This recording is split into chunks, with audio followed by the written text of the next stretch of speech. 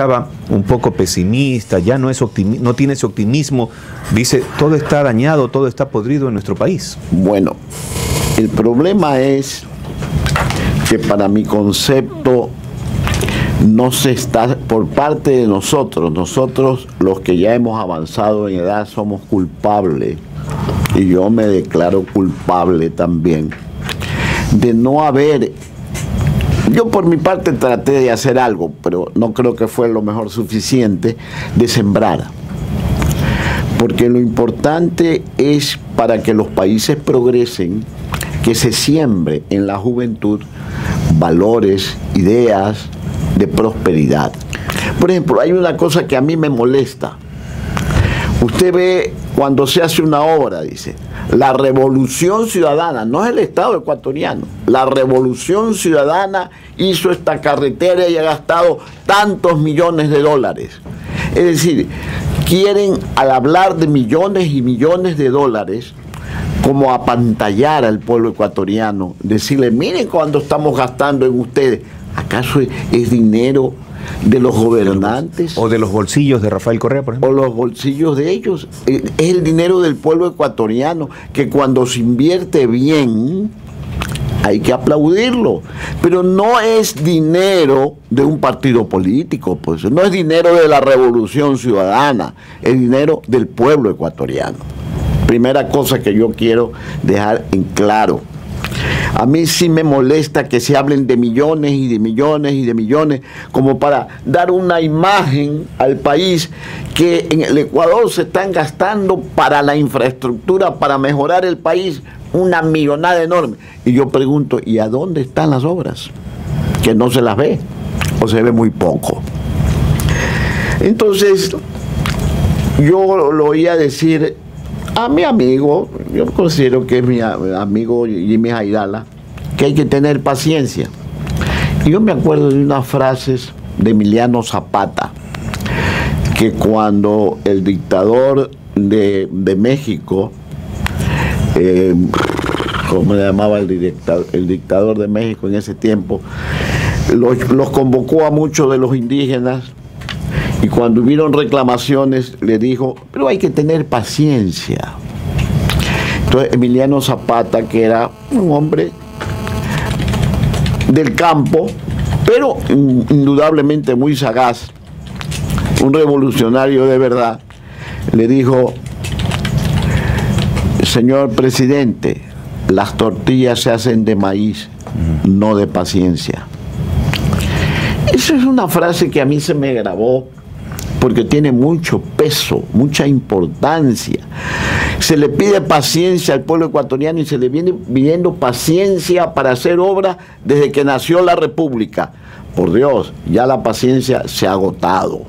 Por eso usted me decía que me nota con cierto desdén o cierto pesimismo en la realidad del Ecuador.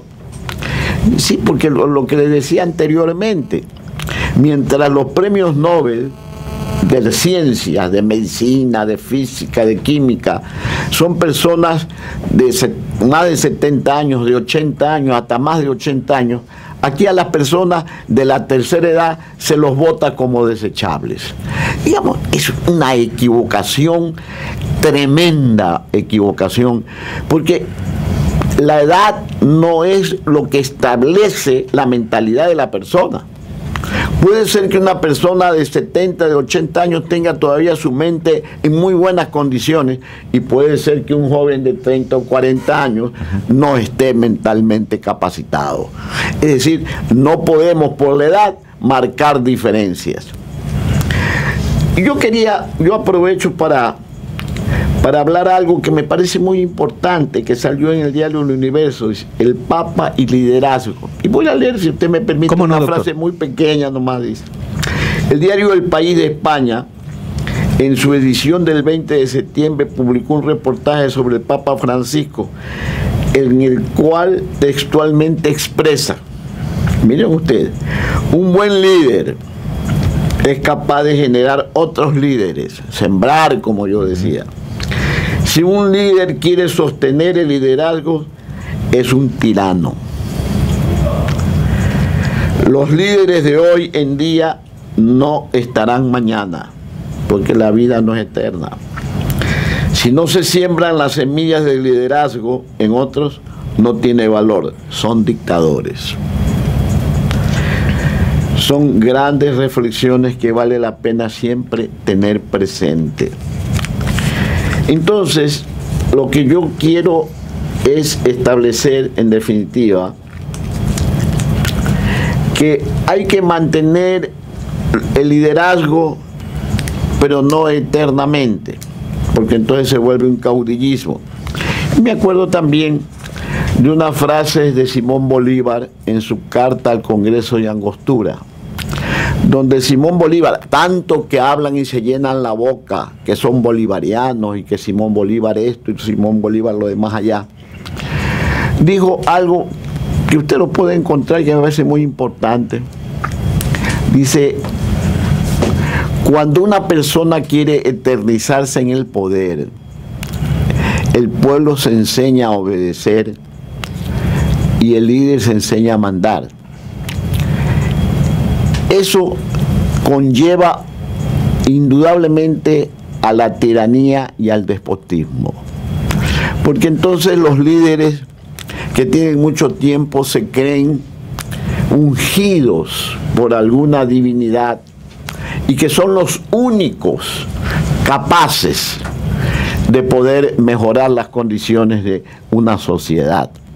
Eso es un error tremendo, que solamente la vanidad puede llevar a una persona a creer que es el único que puede resolver los problemas del país.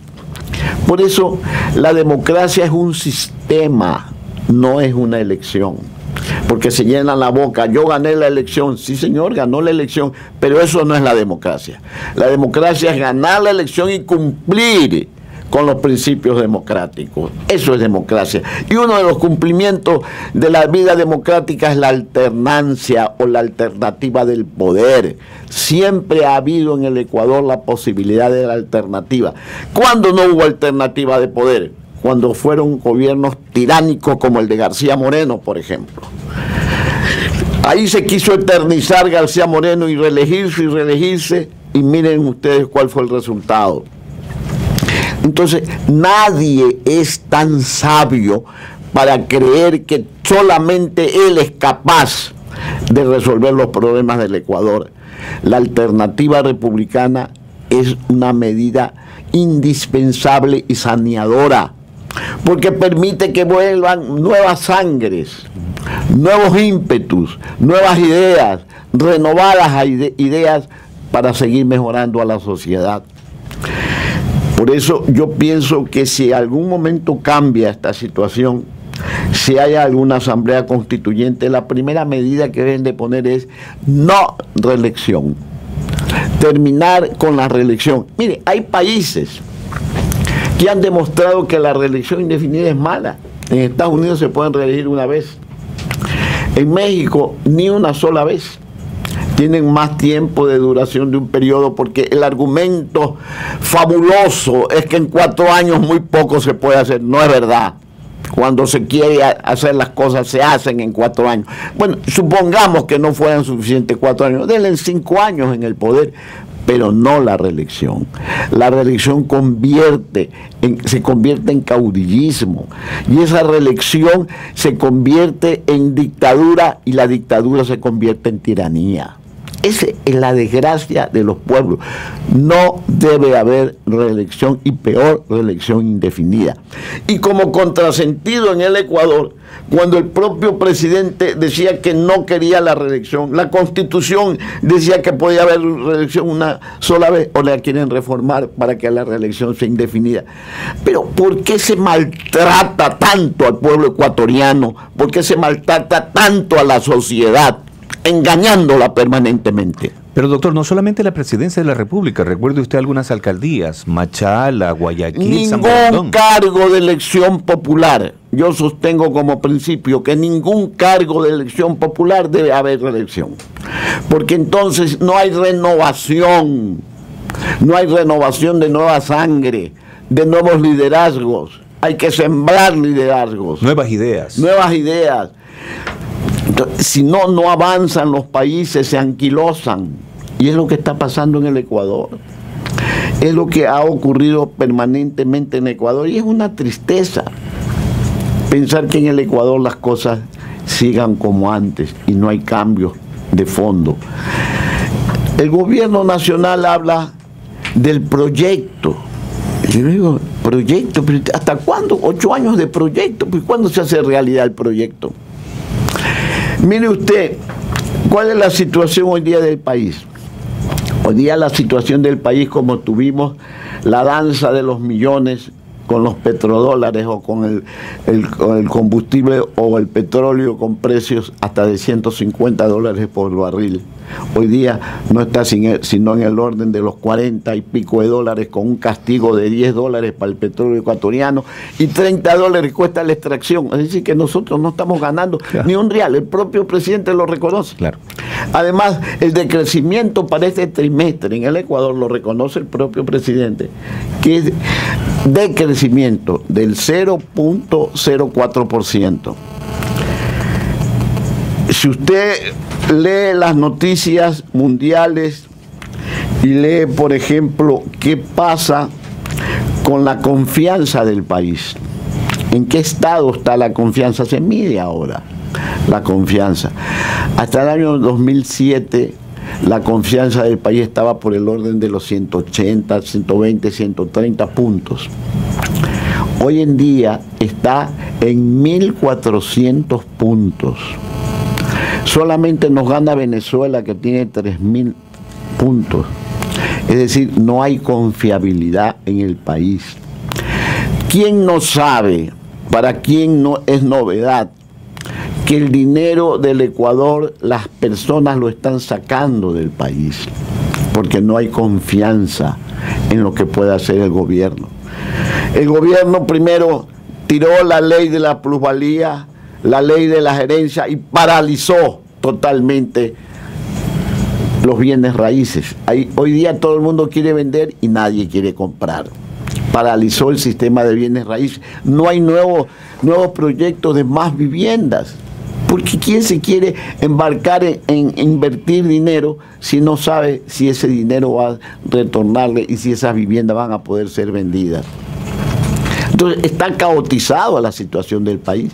El país está en un momento grave, muy grave, porque los bancos están perdiendo sus reservas, porque no hay dinero para la culminación de las obras, porque no se van a contratar nuevas obras, porque no hay cómo hacerlo, porque hay un gran déficit presupuestario.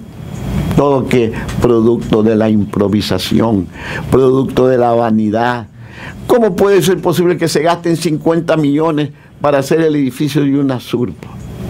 Y así podríamos poner miles de ejemplos de cómo se ha dilapidado el dinero ecuatoriano en obras que no son productivas.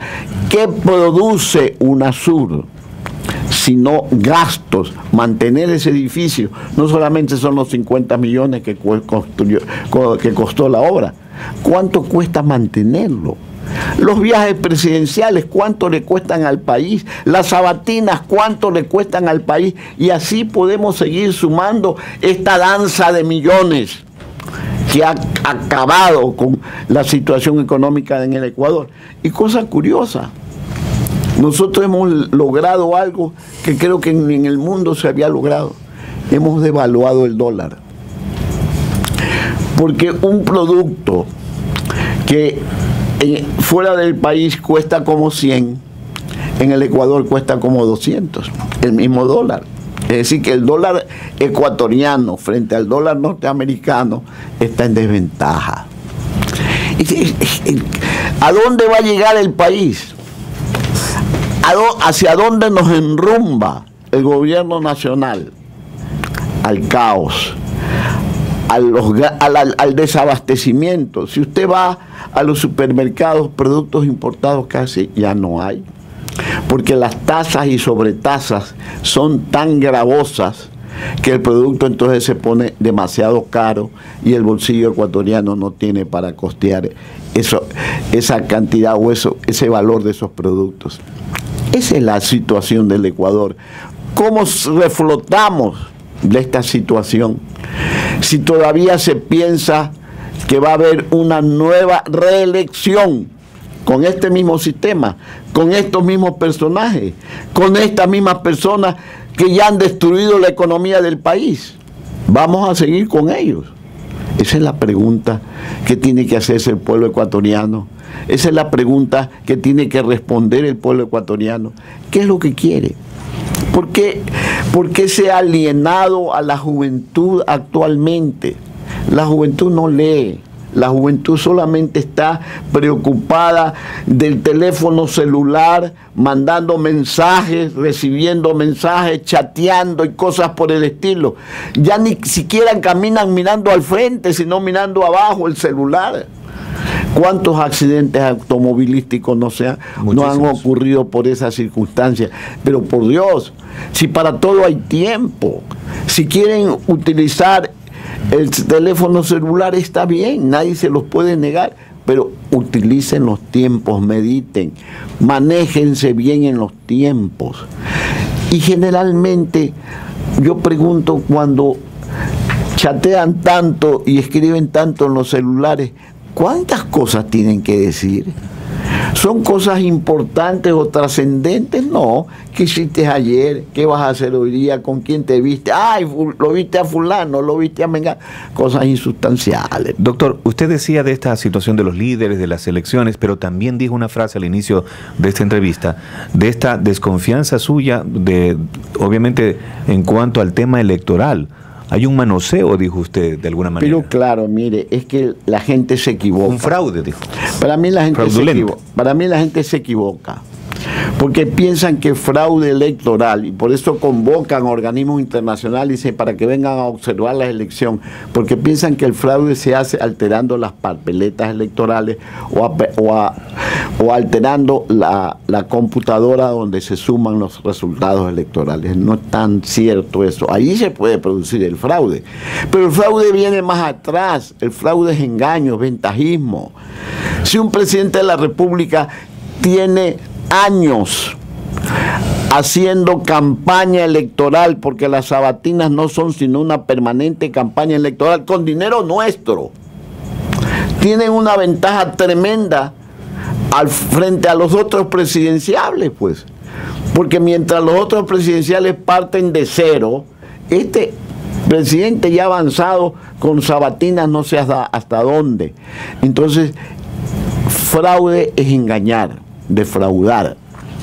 Si un presidente de la República utiliza los dineros del Estado, utiliza permanentemente el aparato del Estado para perjudicar a los rivales, eso es fraude. El fraude no solamente se verifica en el momento de la elección. El fraude es un sistema que viene realizándose desde mucho tiempo atrás. Por eso yo algún momento dije que participar en una elección, andan queriendo buscar los presidenciables una unidad, no van a lograr ninguna unidad, porque cada uno de ellos creen que debe ser la unidad a través de ellos. Pero dicen que hay oposición, doctor. ¿Usted cree? No, oposición no hay. O puede haber opositores, pero no oposición. No hay un sistema de oposición.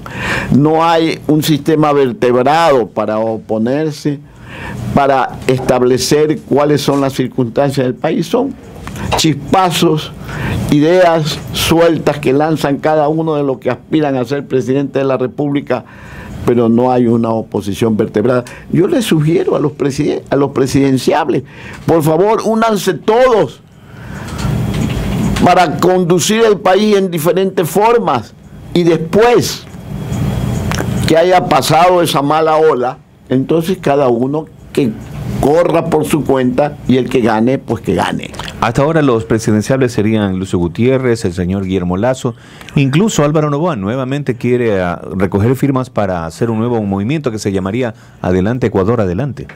¿Y quién va atrás? Esa es una pregunta muy interesante. Pero ya lo intentó varias veces con el PRIAN, no pasó nada con el PRIAN. Sería prácticamente la sexta vez. Sí, es por eso, es que, mire, en otras partes del mundo, en los países desarrollados, los presidenciables son gente preparada. Usted ve en los Estados Unidos, con la excepción de Trump, ese sí es un ave de mal agüero que tiene Estados Unidos, pero con la excepción de él... Está adelante en las encuestas. Sí, pero con la excepción de él, y ya le voy a decir por qué para mi concepto está adelante, con la excepción de él, todos los otros presidenciables son personas que tienen antecedentes de haber participado en acciones políticas. Esas acciones demuestran si hicieron bien o si hicieron mal, pero además tienen experiencia. ¿Por qué hoy día Estados Unidos piensa en Donald Trump? Porque este es un sistema mundial. El mundo está cansado, no es solamente ecuatoriano.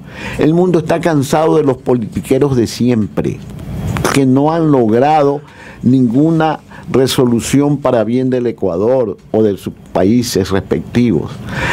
¿Por qué en España el grupo Podemos ha ganado las elecciones sin ningún sustento ideológico, sino solamente rivalizando con los partidos tradicionales, porque esos partidos tradicionales no han llevado ni la felicidad ni la solución para los pueblos respectivos? Entonces hay un cansancio, yo noto que hay un cansancio a nivel mundial de los políticos de siempre. Se han desgastado los políticos de siempre precisamente por sus malas actuaciones. Entonces la gente en su desesperanza busca nuevos liderazgos, que digan cosas nuevas, que digan o que piensen que pueden haber cosas nuevas con ellos. Y la esperanza siempre está presente. Por eso es que se vota, en las elecciones se vota con esperanza, con los que dicen los líderes, con la esperanza que promueven y votan por ellos, para de luego desesperanzarse porque nunca dieron resultados. Yo escuché el otro día algo que me pareció impactante a un político argentino.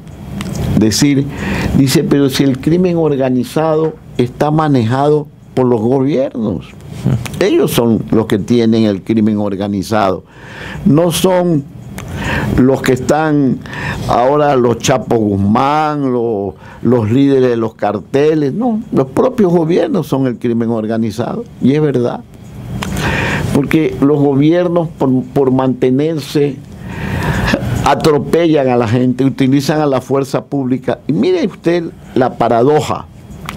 Los ecuatorianos pagamos con nuestros impuestos fuerza pública, pagamos la administración pública. ¿Y qué vemos? Si vemos a policías, sean de tránsito o sean policías civiles o municipales, vemos un enemigo en ciernes. Pensamos qué nos va a pasar, qué nos van a hacer, cómo nos van a atacar. Valga Dios, pero si se nombra a la policía es para defender al pueblo ecuatoriano, no para que se vuelquen contra el pueblo ecuatoriano.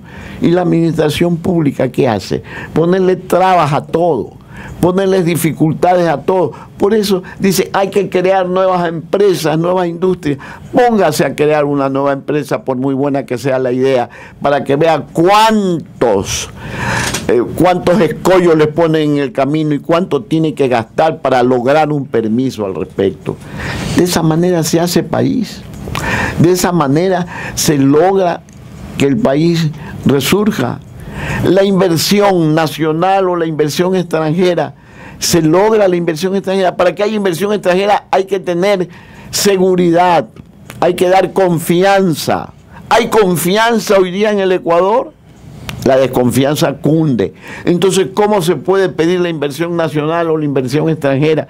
Si aquel que reúne unos cuantos dólares no sabe a dónde guardarlos o sacarlos fuera del país, porque no sabe qué va a pasar en el Ecuador, si van a meter otro corralito, si van a meter otro feriado bancario. Es decir, la desconfianza es lo más peligroso para una sociedad.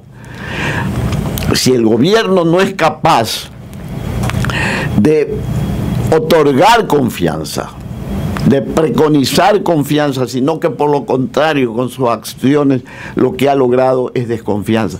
Mire usted lo que sale ayer en el periódico.